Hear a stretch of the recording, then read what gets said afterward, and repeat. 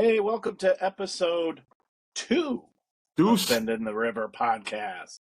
With Mike, I'm Corey. We're here to talk about the events the past week. Usually we'll start off with the Bears, and it was a bad game today. It was a shit show. It was horrible. I was sitting here trying to do a good, better, best, and I couldn't come up with a better and best. I came up with one good, and then I came up with a bad and a worse. I guess you could say one good is their first 2 drives they drove down. They got down there.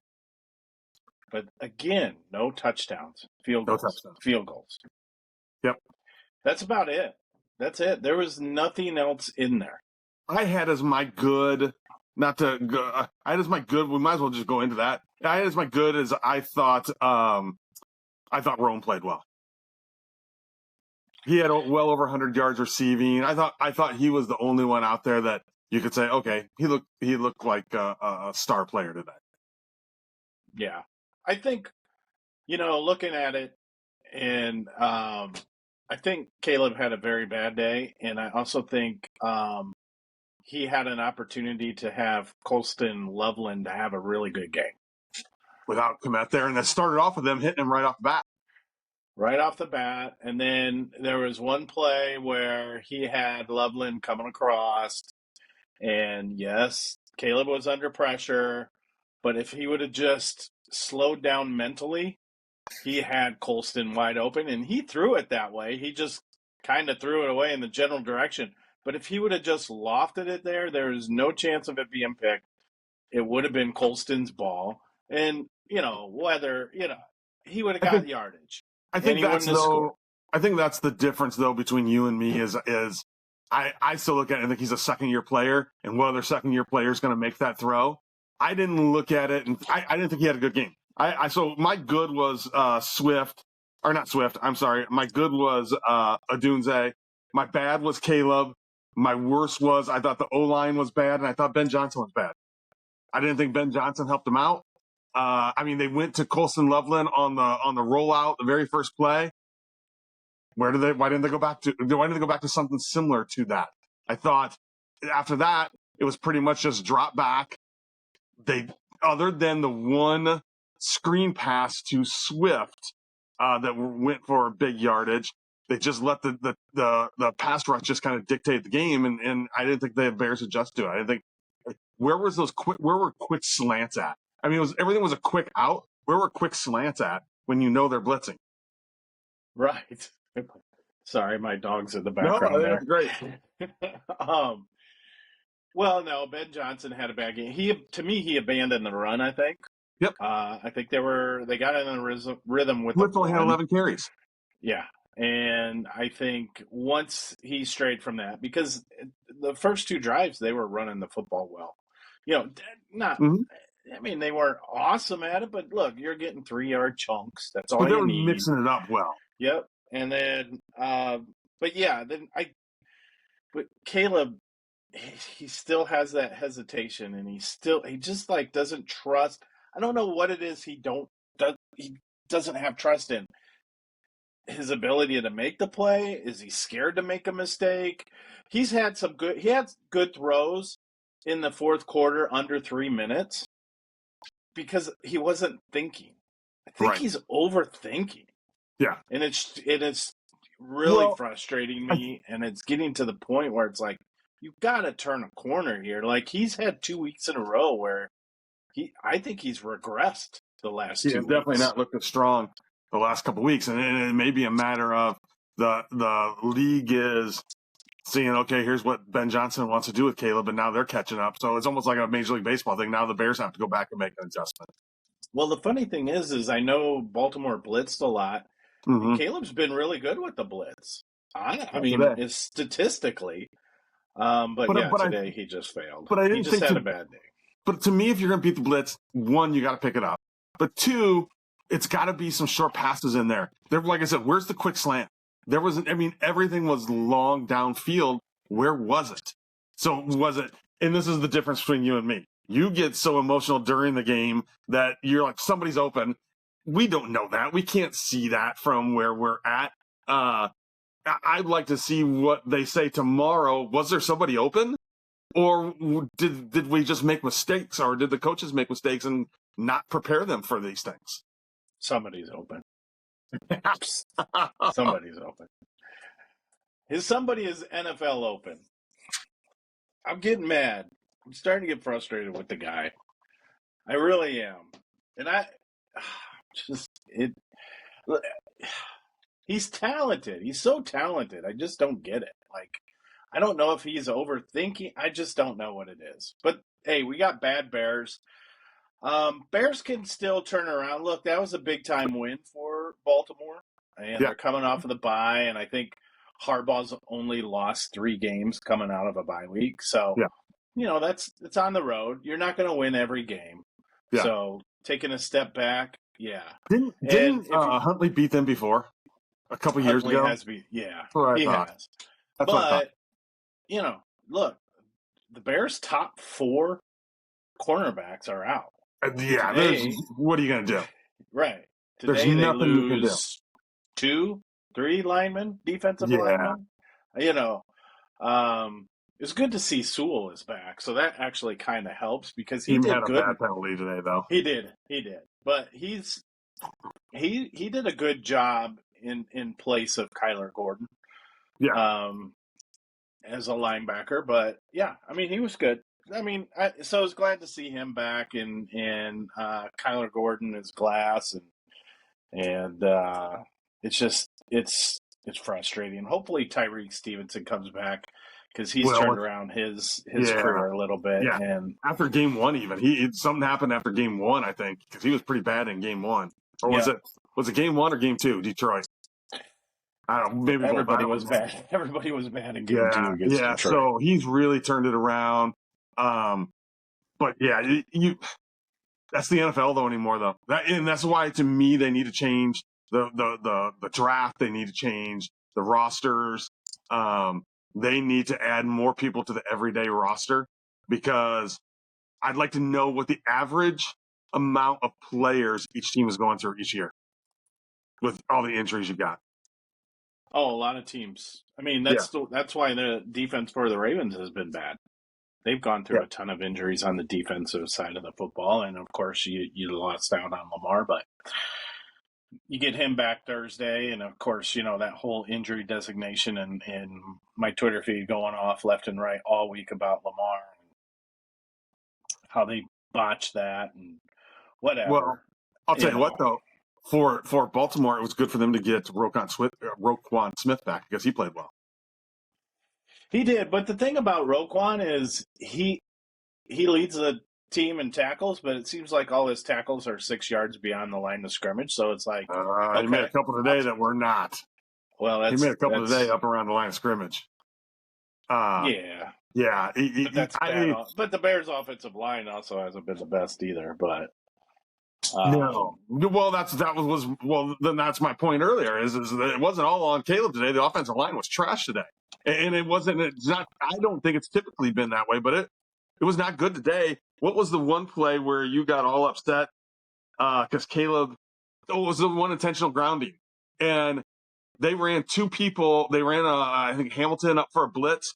Swift literally picked up nobody. Hamilton's in his face, and he was right down, there was nothing Williams could do. I mean, he had to throw it to a spot where he didn't have time to place the ball in a spot where nobody could pick it and be sure of that. He just got rid of the ball. There was nothing he could do about that. Because here's the thing. How many times in the last, how many games has he been playing? 20-some games. How many times in the last 20-some games have you said, he's got to get rid of the goddamn ball? He can't take that sack. Are you talking about those intentional groundings? Yeah. No, take the sack.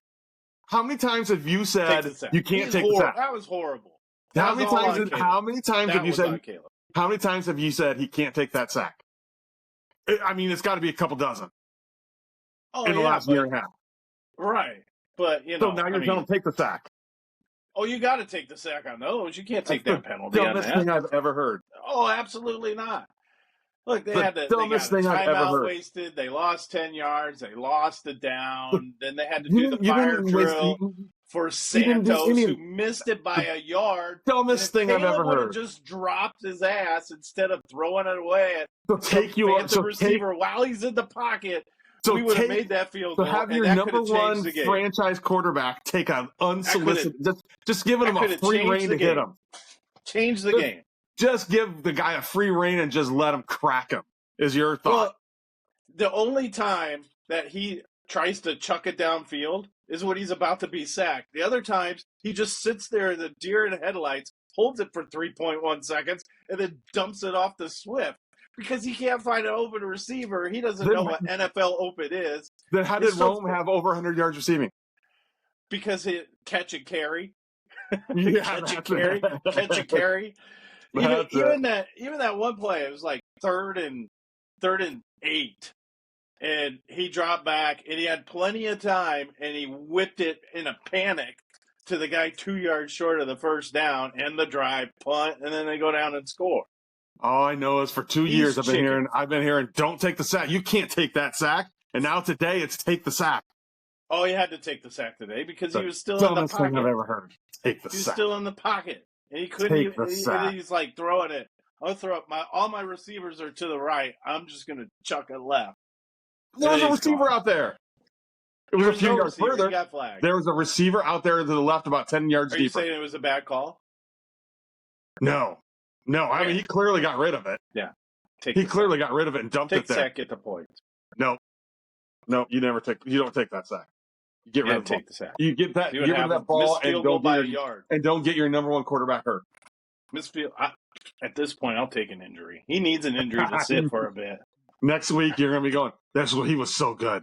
And I was just saying that because I got to say that because I can't have good things and I got to talk bad to him so he'll play better. Today was the turn. Last week I gave him a all right. We all have bad games. Baker had a bad game last week. Okay, we all have bad games, but now we're stacking bad games. Okay, so here's the thing. Now here's the difference from usual. Usually you're gonna you're just gonna lie or you're gonna say it's trolling, but basically you're lying and you're gonna say no, I never said that. Now it's actually recorded, and you can't come back and say I never said that. No. I did say Drake May was better than Caleb Williams. You said it once, and then you changed your mind 17 times. Did you then say differently after that?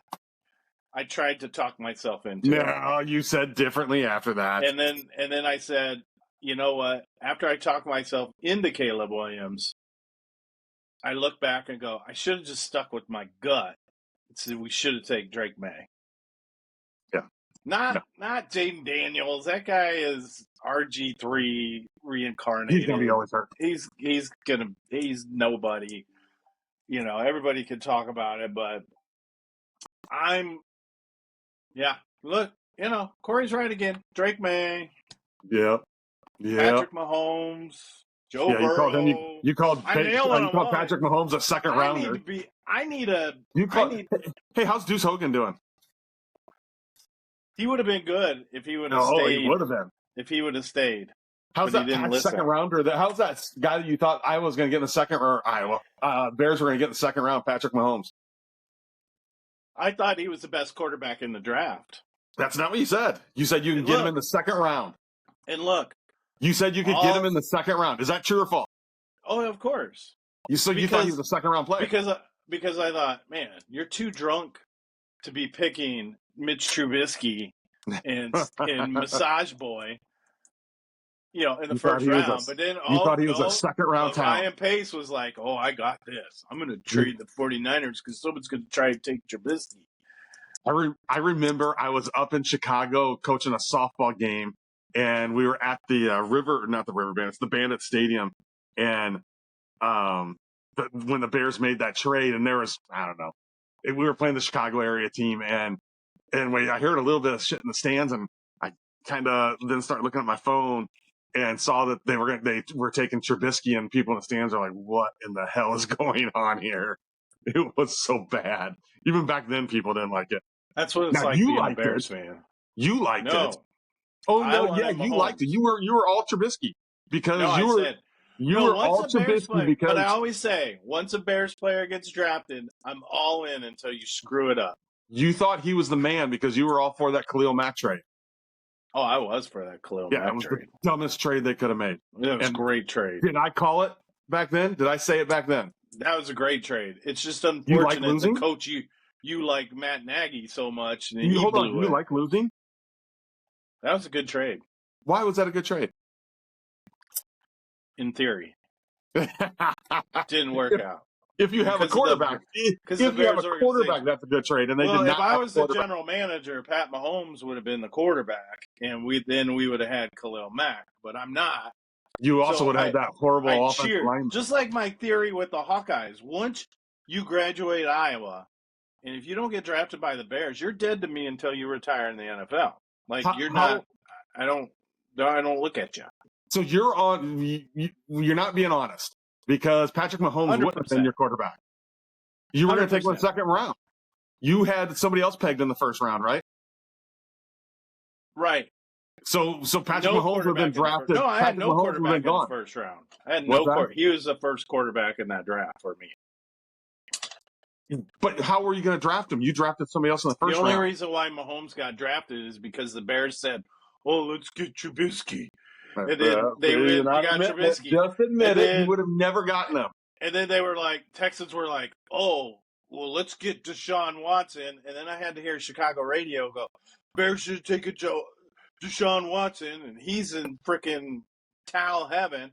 And then I'm like, "Well, Patrick Mahomes." Well, then the Chiefs are like, "We need a quarterback desperately, so we're going to trade up because we need a quarterback." They wouldn't have traded up if the Bears weren't dumb to pick Trubisky. So Mahomes would have been there traded up. for me. Absolutely, in the they second would have round, traded up. we would have been like, "Bam!" But Yep. Yeah, Look, they should hire me. We would have had Drake. We wouldn't have had Drake May because we would have had Patrick Mahomes. You know who's got a good quarterback? You got to move over. I only see side of your face. You know who's got a good quarterback? Not University the of Bears. Iowa. The University of Iowa. Oh Christ! Mark Gronowski. All he does is run. 12 for 19, 135, one touchdown, another touchdown running the ball. And he had 100, he had over 100 yards. I think he had 110 or something like that at halftime. And as soon as I was with some friends and I was like, we've all seen this before. There's no way Ferentz is going to throw the ball in the second half. And he didn't.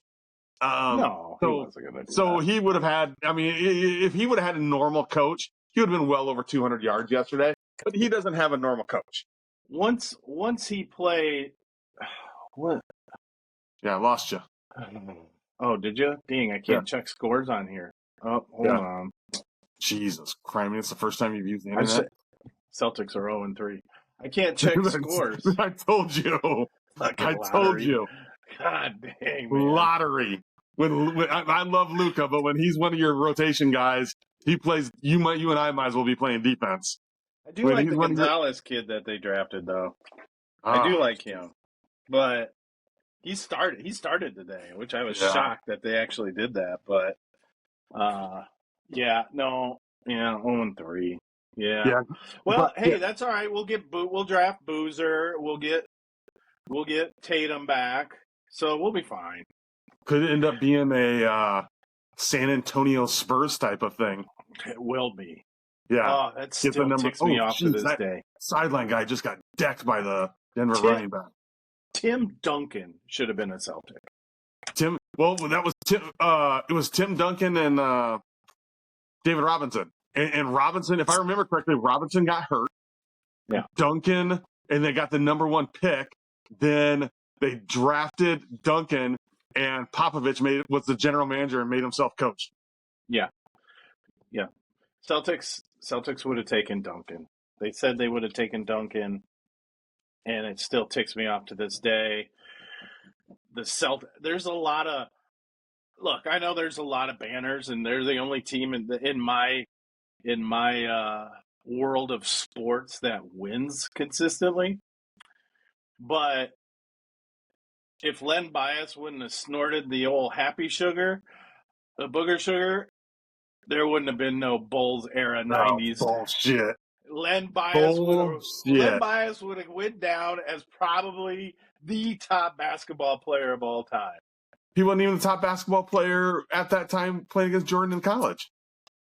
Well, Jordan wasn't either. Yeah, but he was an Olympian. He was. I mean, yeah, he was actually. He was the player of the year. Yeah, no. But not in the NBA eyes. He would have been the number one pick. Yeah, because back then it was you got to be 7 feet tall. Was it fair to say that? Is it fair to say that he changed the game? Oh, I'm not saying that Jordan didn't change the game. Yeah. I'm saying is if Len Bias would have survived, snorting that powder, it would have been NBA history would be totally different. Yeah, he would not have been Jordan. He would never have got suspended for gambling and play for the White Sox. He would have stayed level. Did you see the got a gambling problem? It started with Jordan. Okay. I just thought of something that we'll talk about later. That you want a Len Bias jersey? I can hook you up. Did you see though the Facebook meme or whatever? And it said it was after that NBA investigation, and it showed a picture of Michael Jordan swinging a baseball bat. And it said, "This is what a gambling suspension looked like back in my day." Yeah. If I would have saw it, I would have shared it. No, it's so good. It's stupid, but it's good. I thought it was so funny. Everybody knows. Yeah. Everybody knows. What's your dog looking for? The NBA could not afford in that era to have Michael Jordan. There's no way. That would have ruined the NBA. Yeah. He wasn't. Which, whatever, okay. But I don't know if he would have. I don't know if he gambled. I think it was a Pete Rose thing. Like, Jordan's too competitive to throw games. He would have bet on himself. Just like I think Pete Rose did, bet on himself. Yeah. And not, throwing games. But first off, I'm making it clear. Michael Jordan did not bet on basketball. But the difference with Pete Rose is the manager, and he was betting on the Reds to win. But what does that mean then he blew out his bullpen one night when he shouldn't have? Does that mean he put somebody leave in to pitch a few more pitches that he shouldn't have? Things like that. Your dog is staring at me. It's kind of spooky. Is it? Yeah, he was like, yeah. She knows. She's like, are you serious? We all know Jordan gambled. Sorry. Rosie, what are you doing? Oh, she was staring back. What you doing? But anyway, back to Iowa. Moulton had 75 yards, 15 just 15 carries. I wish they'd get McNeil a few more carries in a game. I like McNeil. Guys are all, I don't know. I'm not a big. I don't trust him yet. Like, I like him. I'm fine with him. He might be good in a couple years, but he's good. He'd be good now. You know what? Keep giving it to Moulton. No, I'm saying keep giving it to Moulton. Williams and I think McNeil's better than Williams. I think he's more explosive. McNeil looks too small right now. He's like 195, 200. I mean, he's not bad. I mean, that's. Okay, so here's a question, though. You got one punt return and one kick return. You get a choice between Coop, Dwight, and Weechin. Who are you picking for each? Okay, what was that again? Sorry. You get a punt. You're going to have one punt return a game and one kick return a game that you can choose between Cooper, Caden, and Tim Dwight. Who are you going to pick for each?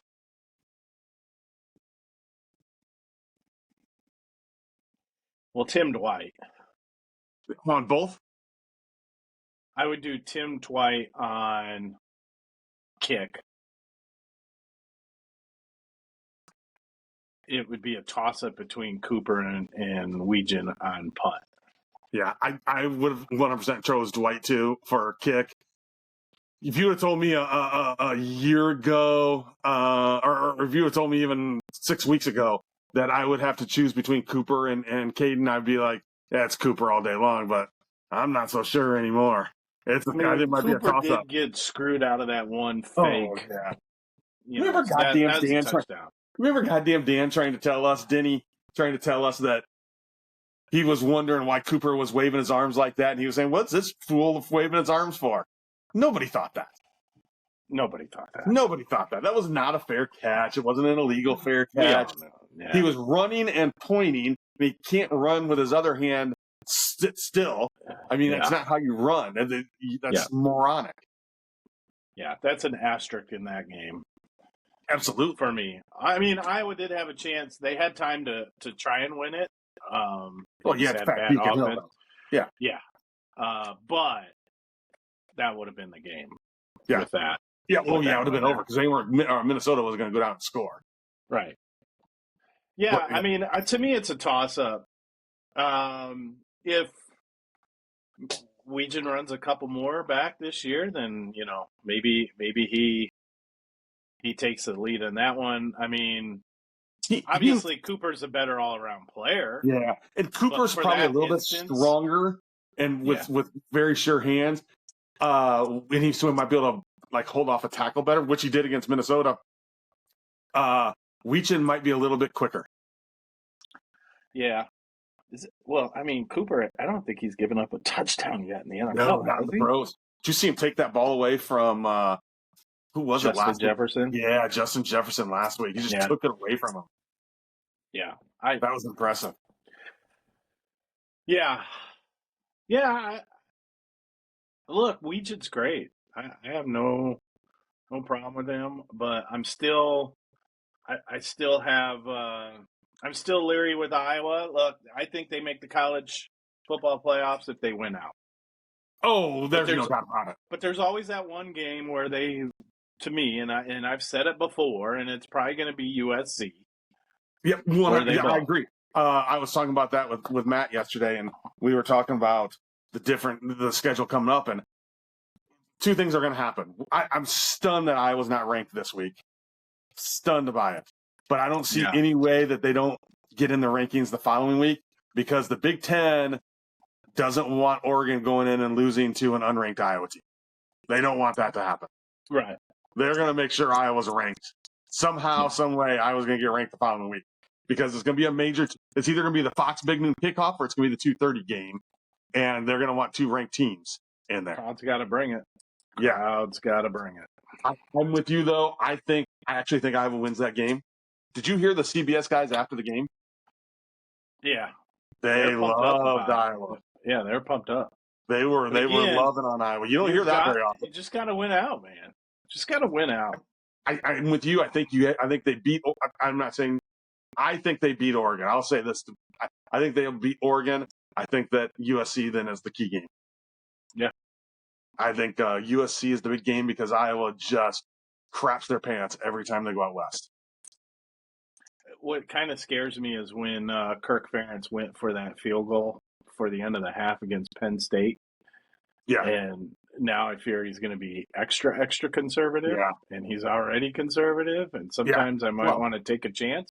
But, I mean, sometimes you want that Kirk Ferentz conservative play call. There's a lot of time. How many games have you watched over the years, whether it be NFL or college, and you go, that coach would have been Kirk Ferentz, and they would have been a little more conservative. They would have won that game. Yeah.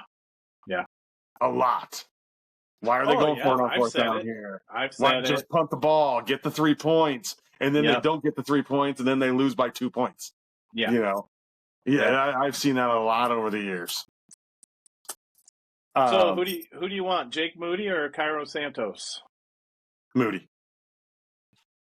Because the league is becoming more and more. You got to have a bigger leg. Now, I don't see what he's doing in practice. All I know is what we've seen in games, and he's been fairly accurate in games. But I mean, the end of the half was a perfect example. That's a kick that is. It's not an average kick anymore. What was it, 57, 58 yards, somewhere around in there? And he came 3-4 yards short. I mean, anymore, you got to be able to kick it about 60 yards at least. Yeah.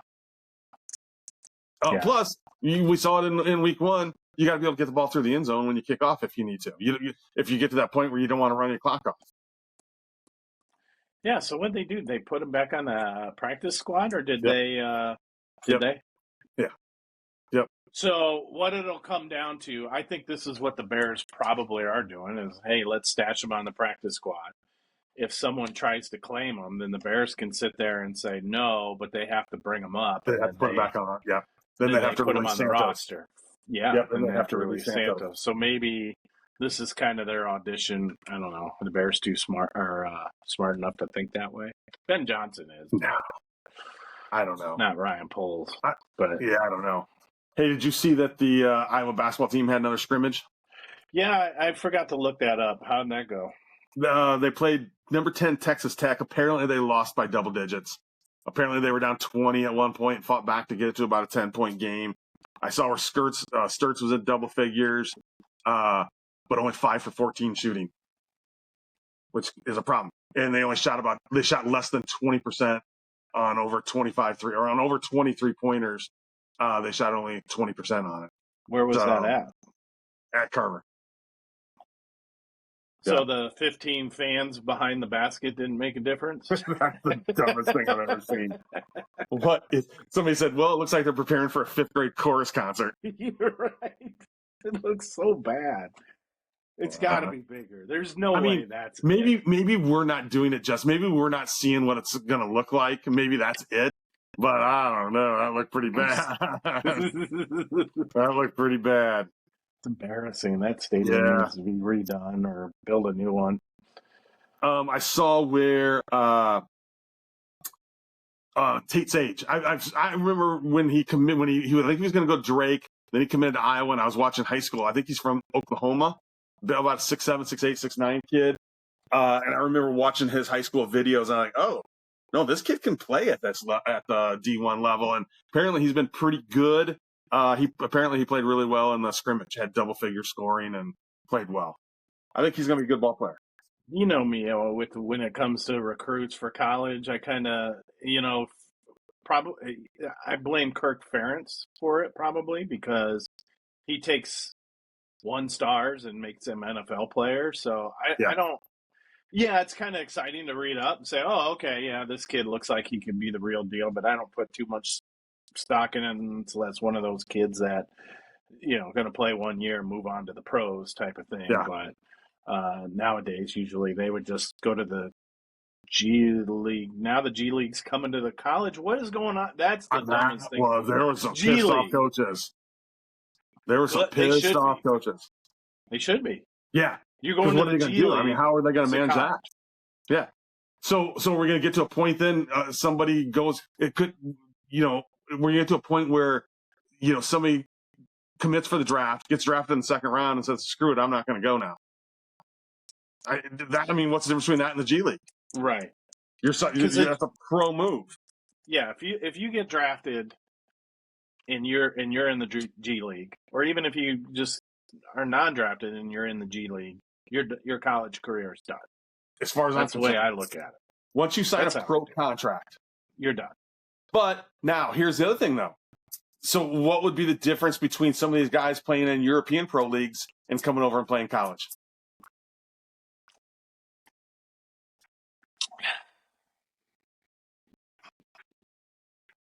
Well, I don't know. I mean, because you look at the NBA as the premier league, right? Yeah. I mean, that's the ultimate destination. Even people playing pros in Europe. I would be fine with that. I mean, you're probably going to have to put like something on there. Okay, if you leave the Euro League, you only get 1 year eligibility in NCAA. But the thing is, those guys can go play. Those guys can go play in the Euro League starting at like 14, 15 years old. I mean, some of them guys are playing 2 or 3 years before they come out of college. Yeah, yeah. But Which I'd be fine with. It's such a different thing over there. I guess the way I look at it is once you sign a pro contract and you get professionally paid to do it, then you're done. Yeah, I don't know. Europe, I could see, you could put an age limit on it and 1 year eligibility, and that's it. Because then you could say, hey, this guy, he might be an NBA player and wants to play in the NBA. He gets 1 year of college to adjust in American life and play that 1 year, and that's it. That's all you get. Obviously, the European League would give him an open invitation back if he wanted to come back, but if that's a shot to the NBA. But I Yeah. think once you get drafted by the NBA and then you get sent to the G League, you're done. Yeah. You're Yep, done. I agree. But see what was happening before too. Like this guy, I'm assuming was one of them. He came out of high school and went right to G League because they had that G League Ignite that wasn't associated, and now that team has gone defunct. Yeah, but that's your choice. I mean, you didn't want to go to college out of high school, right? Yeah, that's the way. Any NBA now, if the NBA absorbs the Euro leagues, then no, because I think eventually the NBA will absorb Euro leagues and the Chinas and all of that. You know, way down in the future because they've talked about what the Premier League does. Yeah. We'll see. I don't know, but I think it's bullcrap. I don't think they should be allowed to do that. I think once you've done that, you shouldn't come back to college because I agree with was it Izzo saying well I think he called it basically horse crap by the coach too because what do you tell that 18-year-old kid that now you're bringing in a guy that played professionally to take your spot? I mean, what do you tell him and his parents? Yeah. Yeah, I mean, it's a big thing. Well, it's a decision. I mean, as an 18-year-old, if you're going to go to that, like that kid went to the G League, I'm assuming he got his parents involved and they both all, had a say in it. But yeah, I think once you touch any NBA entity, you're out. Yeah. You're done. I agree. Now you got to prove yourself. And then maybe the NBA needs to do a better job, but I don't know how. I mean, the problem with the NCAA is there's nothing. It's like the Wild West still. We're still talking about nil. We're still talking about, and the NCAA is sitting there going, figure it out. Yeah. Because we're not going to give you a. Yeah, they're not. They're kind of washing their hands of it, saying we tried to warn you guys, and this is what's happening now. It's the Wild Wild West, right? Which, yeah. Hey, Bulls are 2-0. Yeah, I don't care about the Bulls. Did you see Spencer Rattler got benched today? Did he really? Yep, got benched. Did they put in? Who did they put in? They put in the rookie. Yeah, put in the rookie. Yeah. They're never going to be 2-0 like the Bulls. You guys, you know what you guys are going to do? Decent start. You're going to, they're not going to withhold it. And they don't even have Kobe White playing right now. But they're got 6 guys averaging in double figures. But Kobe White's not even playing. The one who is probably playing the best, and it's great for the Bulls because he becomes a trade piece, is Vucevic. He's averaging, he's been he's had a double-double both games. He's playing well. He's been by far the best player. So he could see him being a trade piece to your Celtics. We'll take Tatum. I don't think the Celtics are trading anybody. Hold on, you said they're going to be third in the East. They will be. They're not. So then why wouldn't you trade for somebody? Because they don't need to. These young guys need to figure it out. I think your nose is growing, Pinocchio. Hey, man, I'm loyal. So I got to talk There's a difference between loyal and lying. About my teams. Let's see. Last time. Hold on, what are you talking about? You just talk shit about the Bears for 20 minutes. You hate the Hawkeyes most times. You talk shit nonstop. Look, Chicago Bears. Yeah. Chicago Bears. Look, loyalty, man. I'm loyal. Yeah. I spend money. Let's see. Oh. The last time the Celtics finished the season starting 0-3, it was in 06-07. I remember that year. They were 24-58. It was one of the worst seasons in franchise history. But that's when they got when Kevin you lost Garnett. Tatum. You lost Tatum, and then you lost you traded away what's his nuts. You knew it was going to be a bad season. He had Potts. But I think once Tatum got hurt, then this was the perfect opportunity to rally your salary cap. Yeah, because 100%. That's like probably what Indianapolis should have done. Yeah, because they would have paid they would have been in that tier of tax again for Mm-hmm. like the third straight year. So let's clear it. It makes sense because he's not going to be there all year. Yeah. Yeah, I Yeah. mean, the owner came out, which is the new owner this year, but he came out and said, we're not even thinking of him coming back. We don't Yeah. expect him to come back. We don't want him to hurry back. No. They're going to treat Just, him like the Bulls treated Jordan in his second year. yeah, just rehab. Yep. He'll be fine. Just Yeah. rehab it. It's Achilles, figure it out. And then it's a perfect opportunity to dump salary. I get it. But, as a, Celtics supporter, I still got to talk trash. Yeah. At the end of the day, you're fine with it, but that's trash. okay. Did you see the reports that the Cubs, which I'm happy about because this is who I wanted, the Cubs are going to pursue Dylan Cease? Yeah, one of the worst starting pitchers for when playoffs come. Yeah, I saw that. He shut out the Cubs this year, or gave him one run in like 6 innings. The Cubs what are you talking about? The Cubs offense disappeared. They won that series. They scored like seven or 8 runs in the next game. That's all they needed. They needed one game to win like 2-0, and then they needed one game to have it, and then they didn't hit. I'm taking Dylan Cease every time. I think he was 99, about 99 miles per hour a lot of the game. Get him. I think the Cubs have the good pitching lab. I think get him in there. I think he'd be your number one pitcher. All right. So here's his playoff stats. He's played 5 games, 4 starts. He's 0-1 with an 8.74 ERA. And that includes the 0 he posted against the Cubs. So it was worse than that. So it's just rounding into form. Yeah, and he only pitched 3 2/3 inning against the Cubs. So did they take him out that quick? That's a cheap 0. Yeah, I'm taking him all day. I'm just saying. It's fine. I'm fine with it. It wouldn't bother me. It's just money. You're not giving up anybody. So I'm fine with it. Because I was doing a deep dive into the salary situation. The Cubs have about $186 million for next year right now. That would be everybody who's on the 40-man roster who's under contract, who then they're projecting arbitration and pre-arbitration. They're projecting their salaries. That put them at $186 million. Chances are they will release Shota. That's $20 million. Chances are they will release Kittredge. That's like $12 million. And chances are they will release Aaron Ray. Colin Ray. That's another $9 million. How much of their bullpen disappears? I don't know that answer right now. Because usually the Cubs retool their bullpen. I think most teams do.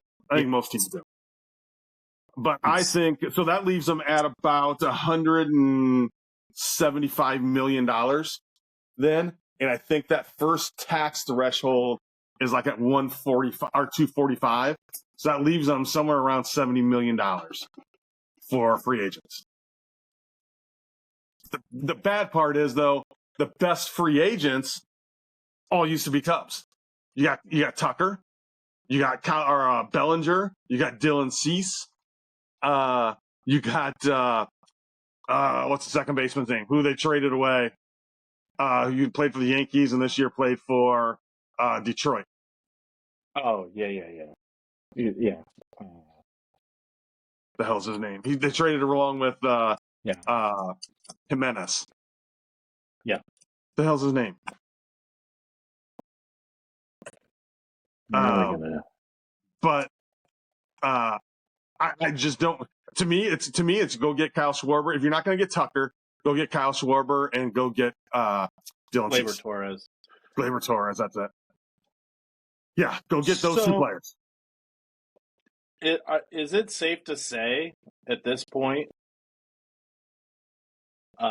it's good to pay players? What do you mean? Well, the Dodgers spent the most, $350 million this year. Blue Jays are fourth at 255 mil, and they're both in the World Series. Yeah, I think that, I don't think anybody's ever said it's not safe to set pay.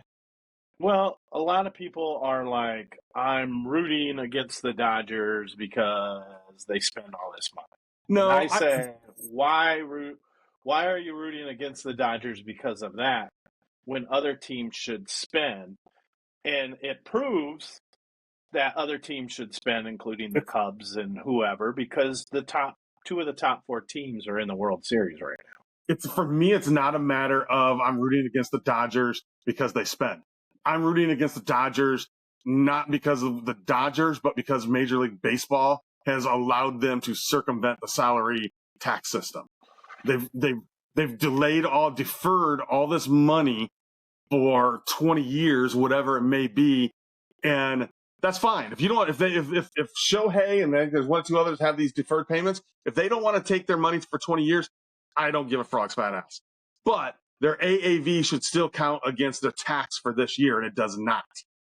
So Shohei, who's making $60-70 million, has only got like a small amount of that count. I just lost you again, Corey. I'm there. You're back. But only has a small amount of that count against the tax. That's where I have a problem. That's an MLB problem. That's what I just said. Yeah. Yeah. Yeah, it's an MLB problem. But I still don't like the Dodgers.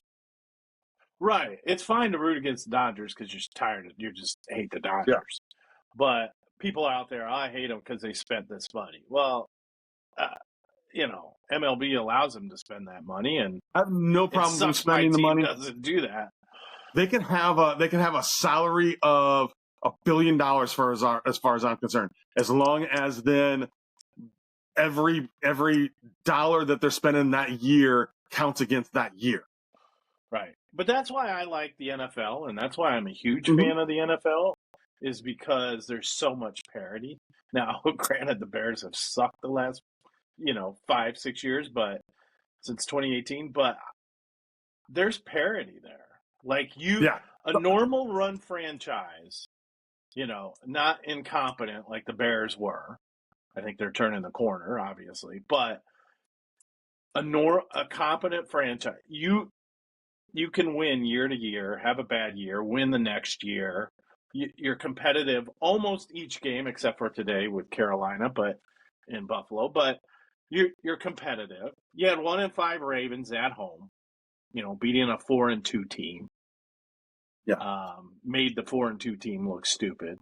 But that's what I like about the NFL. And I think more parity in Major League Baseball, I would like to see. Because I would like to see as much as, it'd be good to see the A's up there again. Yeah. The Twins, get in there a little bit. To me, I would like a combo of the NFL and what the NBA used to be, as far as the Larry Bird rule. The one thing I've hated over the years about the NFL is that the teams that were really good at drafting got punished sometimes because they couldn't afford to sign their own players. Right. And I think that there's got to be a way that you can go over like the NBA used to be to sign your own players. If you drafted them, like that. Yeah. Yeah, if you drafted them, or if you traded for them after 2 years and they've been on your roster for X amount of years or something like that, you should be able to go over to sign them. Yeah. That's my opinion. Yeah. Yeah, no, I'd take that. I'd be fine with that. I just want it to where there's a little bit more parity.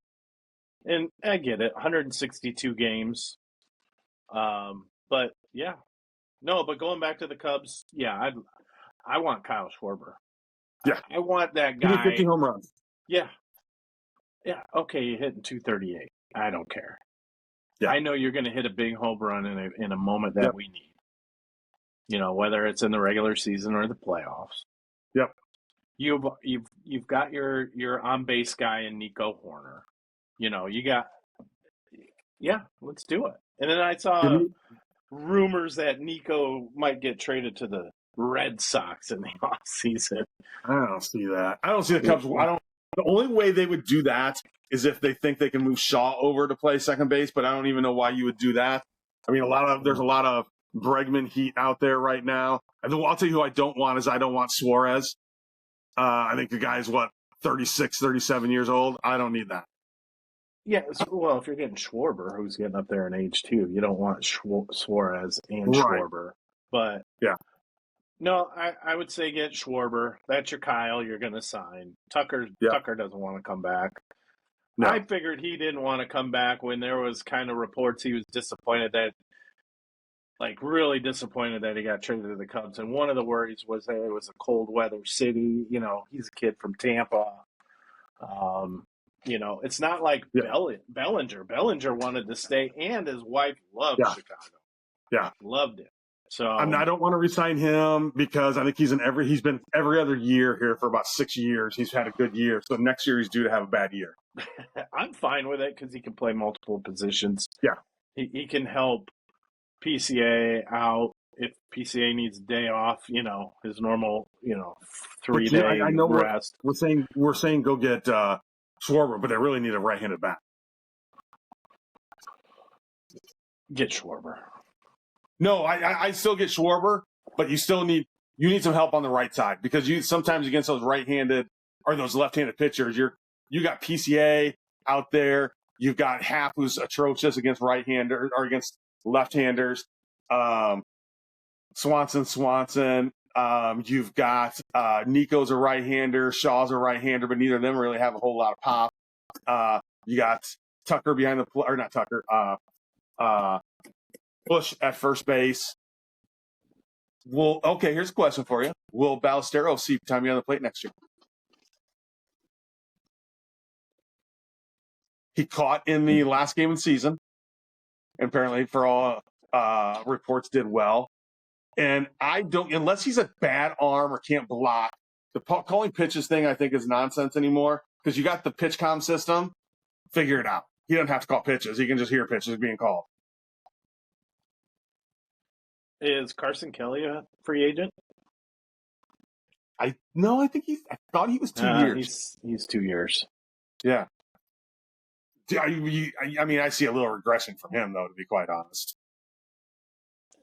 I mean, well, then you got a Miguel Amaya situation. Yeah. And Miguel Amaya was playing well before he kept getting hurt, but he was playing well before that. Yeah. I think Miguel's a better. But Ballesteros is a lefty hitter. And he's probably the best one. He might be your trade bait. Oh, man, I hate it. I'm not trading away a 300 hitter. I think he's a future 300 hitter every year with 20 home runs. Whoa, Broncos, big guy running one back. Hey, did you see Epinesa get a pick today? Oh, did he? Yeah, he was playing defensive end, and they tried to throw a quick one, and he jumped up, caught it, and ran it back. Got about 30, 40 yards. At least he got tackled at the 1 or 2 yard line. Oh, Jesus. His brother got a nice hit in the game yesterday. Low set. Yeah, I saw that. Yeah. Good for him. Yeah. Look, I'm excited for Iowa. I hope. I think the good part is about Iowa is I think you're looking at it and seeing the guys on the defense. They're going to lose a lot of guys, but they're still going to be, their defense is going to be pretty legit next year still. Yes. I just want them in the playoffs, man. Just want them in the playoffs. I'm tired of being almost there. Did you hear Danielson talking about, they asked Lester about Heklinski and they said fat friend at the club.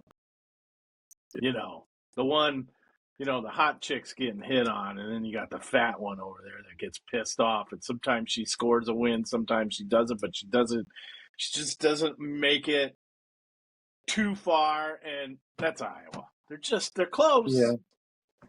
Yeah, I would. They look good when you're drunk. I would disagree with that, but I'm not as emotional as you are. I think what do we call it? You act like there's been a 12-team playoff for the last 40 years, and that's just false. It's not true. It's like a big game. They always miss that big game. There's only been a 14 playoff for like 7 or 8 years. So, and when I tracked it, there's only been like, I don't know, there isn't that many teams who have made the playoffs, and they're blue bloods, and Iowa ain't a blue blood. They were in the West, so it was easy to win the West, and all you had to do was win one game against the East, and they couldn't do it. They just couldn't do it. How many playoff appearances has Wisconsin been to? I don't care about Wisconsin. How many playoff appearances has Northwest? How many playoff appearances has Nebraska been to? They were all in the West. Right. Those are teams that Iowa beat, and I expected them to beat. But all I needed was one good game. You couldn't even beat Cade McNamara. I think he threw 40 yards in that championship game. And then you and others were so excited when they got him. And I'm like, this guy was horrible. Like he was not horrible. He was horrible. He was not horrible at Michigan. Horrible. He was horrible at Iowa. He was not horrible at Michigan. He was horrible at Michigan. They had the running game to make it look good. Yeah, he was not horrible at Michigan. To me, I mean, you and I just have different thoughts. I was not. I want to be good every year. So, for the people who want to get rid of Ferentz, I think they're morons. Hey, if Iowa goes to the college football playoff this year, and then they're bad next year, and they go to the playoffs, that's what I want. I'm fine with that. I want every year. I don't want because you're just like, okay. You probably said the same thing before the Cubs won the World Series, and here you are bitching about the Cubs. No, they don't spend money, and I don't want. Is just spending money good? I don't know. Nobody told me spending money good. If the Cubs went to a World Series every 3 years, I'd be happy. And if in between the 3 years, you said one time you wanted them to go to the playoffs one time, I'd be fine with it. I'd be fine with it. If you were to say every year, the Cubs are going to the World Series every 3 years, but in between you're probably going to have a bad season. Sign me up. Yeah, but that's ludicrous to think that they're going to go to the World Series every 3 years. I'm just saying, if someone proposed that to me, sign me up. Yeah, that's just not how sports works, though. Oh, no. But Iowa hasn't done anything in our lifetime. That's complete nonsense. They've done complete nonsense. Average. Did you say they've been average? Average. That's ludicrous. You're making yourself sound ludicrous. They go to an occasional January 1 bowl game, which doesn't even matter anymore. But they went to the occasional January 1. But that's the system that was set up for most of our lifetime. That's the only system they had. Right, so they couldn't get to number 1. You can't compare it to what it was for 45 years to what it was the last few years. They can never be crowned. They have never been crowned national champions since the 50s. Well, yeah. So what? How many teams have? How many teams have? But how many teams have? I don't care about the other teams. I care about one. But you don't grasp the basic concept of how the sports works and where the money goes. And the Iowa is playing so far down the field with how many people live in Iowa, their recruiting base. How many people can they get to Iowa compared to Ohio, compared to Michigan, compared to the South, where first off they cheat. Second off, they have bigger fan bases. They should. You think that Iowa should have as much money to spend as Ohio State? I have to have a second team just to experience a college winning organization. So that makes you a bad fan. Do you have a second? Do you have a second NFL team? Nebraska. Do you have a second NFL team? Huh? If Nebraska won national championships, so what? And all they got is like a Quad Cities. That's their big city in Nebraska. They won it how many years ago? Their recruiting base isn't major. How many years ago? They've won a couple in my lifetime. How many years ago? In my lifetime. I was alive. I was breathing. I had air in my lungs. In the Big 8? They had to go against Iowa State every year. Hey, Big 8. I don't care. Big 8, Big 10. I don't care. Iowa should throw us a bone. Yeah. Like I said, you don't grasp the basic concept of some of these things. My basic concept of sports is pretty simple. Win. Yeah. and you don't understand the bones behind it.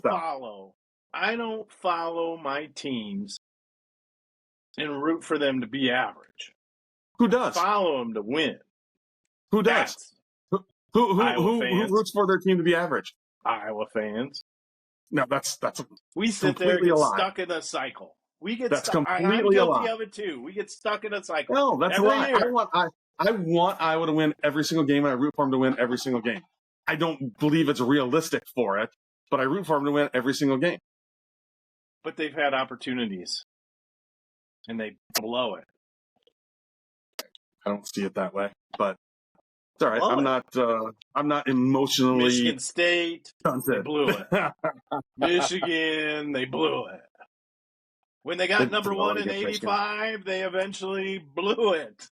I mean, we've blown it. Like we've. Here's the thing with Iowa. We've been there, and I like Kirk Ferentz because him and Hayden took Iowa to the top, but then they found a way to choke it up. Now, that doesn't mean I want to get rid of Kirk Ferentz at all. Don't confuse the two. But they've choked it. So let me ask you that. In our lifetime. If 1980 hockey team would have lost, they flip the script. They lose 4-3 or 3-2, whatever it is, to the Soviet Union. Would you have said that they blew it? Yeah, because I'm Team America. Screw them Russians. I remember back in the day. But that's a nonsense answer. But that was not even the championship game, wasn't it? It was. Would you have said So you think they would have? You would have called it they blew it. They would have called it they choked. No, I wouldn't have called it because they were so underrated. They were so. The Soviets were favored so big. So you don't. Iowa can't beat the 1980 U.S. But you don't think when you go against Ohio State and Michigan and all those guys and they have 45 stars on their team and Iowa's got one, you don't think that Iowa's undergunned in those games? Now, when Iowa beat that's Ohio a simple State question. No, hold on. Answer the question. Did Ohio State not have those same type of players? Sure did.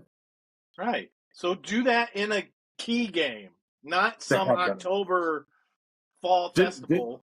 Didn't Iowa beat Michigan 1-2? Didn't Iowa? How many times didn't we beat LSU? We're there, right? That's what I'm saying. Like we're there, like we get there, but then we always just find a way to blow it. Like we were number one in '85, but then we blew it.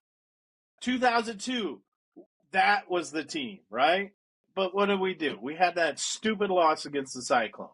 Screwed us, right? Yeah, going into 2002, did you think Iowa was the best team in the country?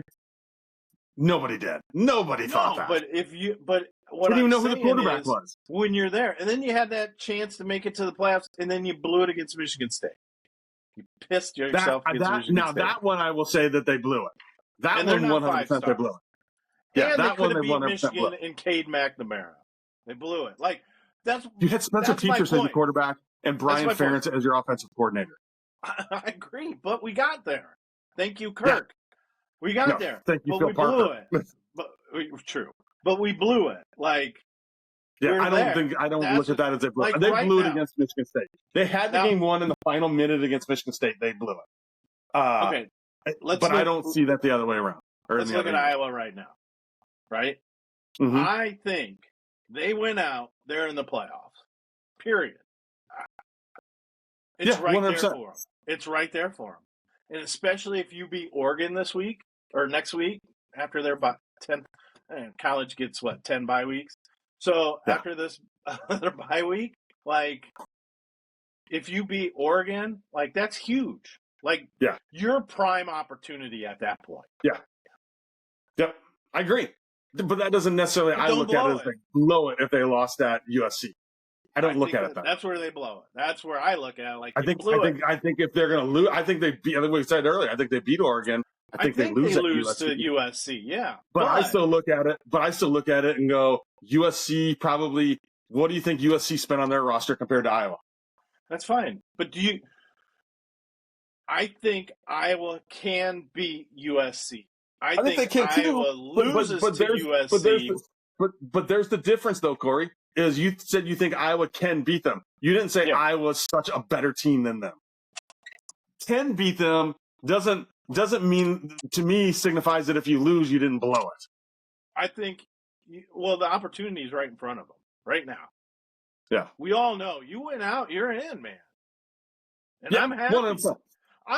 I want a national championship, but I want to be a part of the ability to get a national championship. No way Iowa wins the national championship this year. I want them to win the national championship this year. I just want the opportunity to participate, to get to the national. It's like the Cubs. Like, go to the playoffs, go to the playoffs, go to the playoffs. One of these times you're gonna get in and it's gonna tick. The Bears, just show up in the playoffs. Just show up in the playoffs. One of these days you're gonna get a run. I still think that 2018 team goes to the Super Bowl that year. I think you just hit a run. They hit a run until you had Cody Parkey. Well, I can see Kirk Ferentz, because Kirk Ferentz is so different than every coach out there, that I can see an SEC team out there like, what the? We only got 3 points and it's the third quarter. Like, I could see that happening. Yeah. I think these are, and the opportunity is there. I think so too. I think Iowa's had a better chance in if they made it to a 14 playoff than they did a 12-team playoff, only because Iowa's system is unique and you can get somebody once, but Iowa's going to be outgunned in most of those games, so you're going to have to outcoach teams, I think. And I think that's hard to do 4 times. I think that's the asset of Iowa, is the coaching. I think the whole coaching staff has seen so much. Of course, there's talent, but I think you could play to the like Kirk. Like I said last week, Kirk Ferentz coached down against Penn State. He coached down against Penn State. He doesn't do that. He never does that. There's his moment. He coached down. Now get in the playoffs. You're not going to coach down again. You know, if you end up, let's say your first round, you're playing Memphis or whatever. Whatever. You end up playing Memphis. You're not coaching down against Memphis. I think just get in. Define coaching down. I think I know what you mean, but for taking more risks than you normally do, doing things that you not normally do. Like Kirk never goes for a field goal like that, and that's a greedy end of the half. Let's see if we could grab some points, but I'm kicking it 62 yards or whatever it was. That's not Kirk. But I think looking at it, coaching down to that is, I can, as a team and as a coach, can overcome a mistake like that, a missed field goal. I don't think in his equation that there would be the perfect block and the perfect bounce back to the player to run it in for a touchdown. Right. I think Kurt thought, what's the worst? He misses it. Okay, my defense is good. We'll outcoach him, type of thing, which is true. That's how I view it. I think he got a little, we could do it. We can and they did overcome it.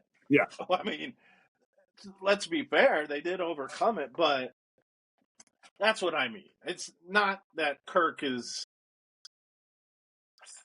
looking down at anybody. I think it relaxed him a little bit to make a decision that he normally doesn't make. And if you just run out the clock, you know, they don't score a touchdown. All right, it sucks you didn't score, but you know, let's be better. And then you rally it in the second half, and it just changes, I think, the game. Yeah, that's what I mean. It's knock on Kirk.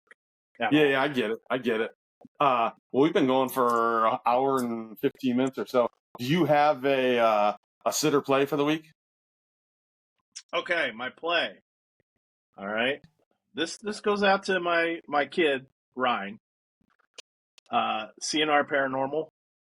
They're hosting this thing in November. I think it's November 3rd. I could be wrong. I don't know. Where they're investigating a location, the Phil Viner building or whatever. and it's open to everybody. So whoever wants to show up, I think there's a fee. I don't know what the fee is, but go ahead and look up CNR Paranormal on Facebook. It's awesome. I've seen some of the stuff that they've collected and the evidence they collected. Sure. Freaking nuts, man. Really? I'm a believer. And yes, They have a podcast they do, right? Too, right?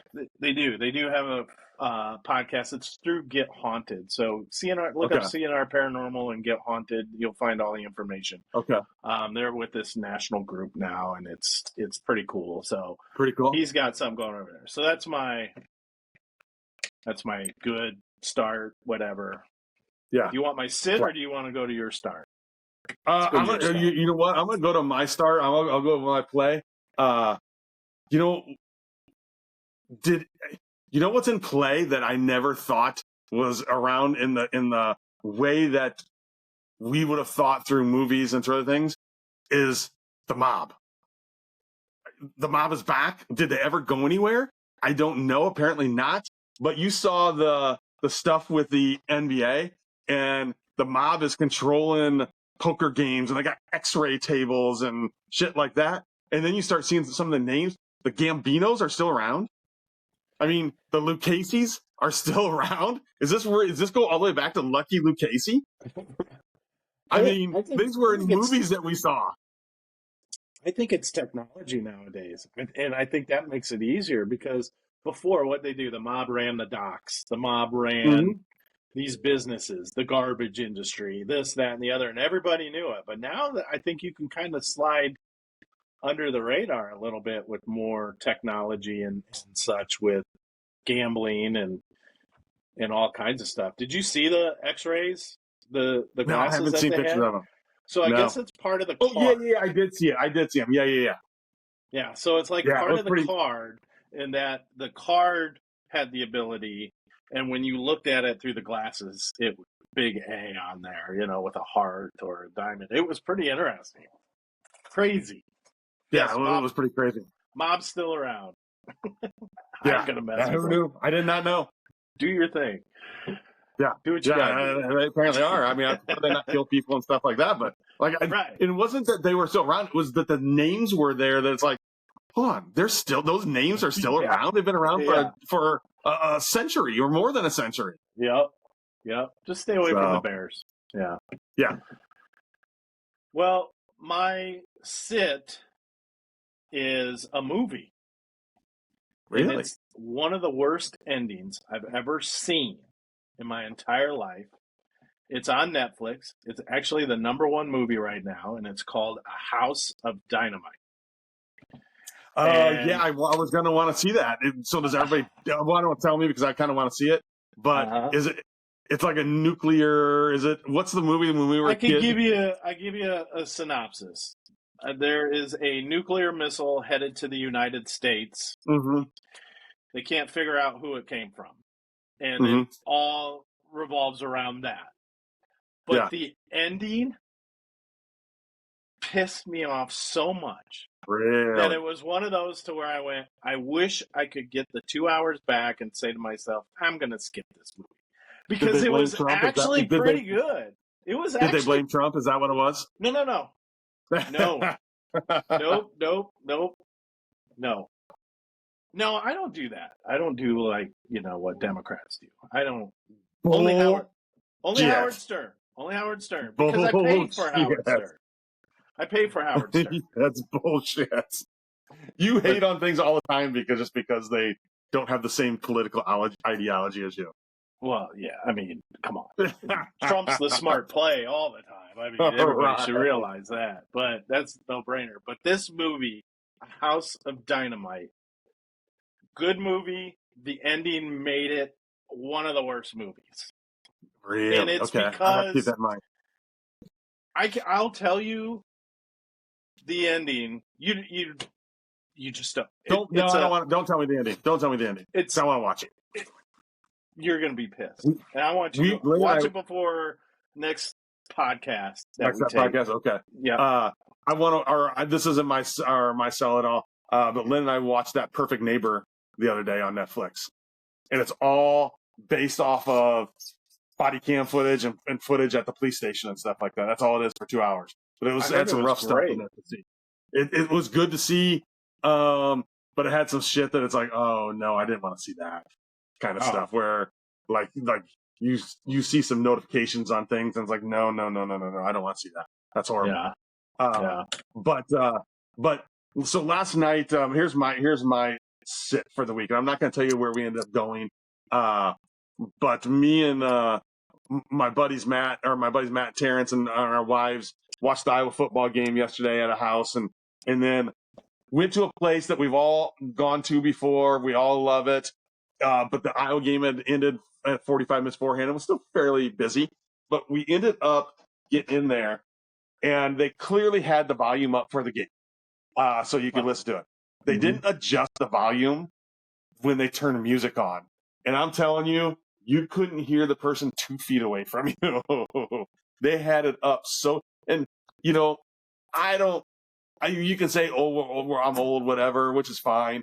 But I've never been one to, like, even in my 20s, I would rather sit down and watch a ball game and converse with the people that I'm with. You couldn't even have a conversation with the person next to you. It was so loud. So finally, I asked the server, I was like, any chance you could turn that down just a little bit? And they're like, yeah, we never adjusted the volume from the game. Because there's a big difference when it's music playing and it's a play-by-play on. Like, God damn, nobody else thought about this? No, man. Turn the damn music down. Nope. That's why I carry my headphones with me, my little earbuds, because I got that tinnitus or whatever. I've got it too now in my left ear. Yeah, and if it's I don't want to make it worse because it's constant 24/7. I mean, I adjust to it where I don't hear it, but if I go, oh, is it still? Yeah, it's still there. If you think about it, like I can't hear it now, but once I go upstairs and sit there, I'll be able to hear it. Yeah, if it's a little quiet, I hear it. I get used to it. I mean, the first 3 months I had it is the worst thing I've ever had. Oh, it was horrible. Yeah. But a House of Dynamite, man. Oh. House of Dynamite. It was a good movie. It was a good movie. Again, you're going to be mad. You're going to be mad. You're going to be like, what? Hey, I just want to say too, while we're at the end of the podcast, if you haven't checked it out yet, go on to either our Facebook page or on to Spotify. We've got separate interviews out there with mayoral candidate Judith Lee and mayoral candidate Jason Gordon for the city of Davenport. I want to thank both of them for taking the time to meet with us yesterday. They were both very welcoming. We were expecting a 15 to 20 minute interview, and they both lasted so long we ended up having to push one of them back, and they just both were very gracious with their time. Two great people. I had fun talking to both of them. They're equally great, and got a hard choice coming up here. Voting is, gosh, what is it today? The 26th? Next week? Not this upcoming week after. Yeah, because we... it's a good time to go make a decision. Next Sunday, we fall back. Yeah, and I'd be willing to bet that the interviews we did with them was probably the longest form interviews they've done while doing this. So, we get a lot of information covered. So they were easy to talk to, and they were very welcoming. So I enjoyed it, and I'm glad that they participated. And we might do something with both of them in the future. After whoever wins or loses, both of them, it doesn't matter. So we'll find out. So good luck to both of them next week. All right. With that, we will bid everybody adieu. We'll see you next week. All right. Don't blow it, Iowa.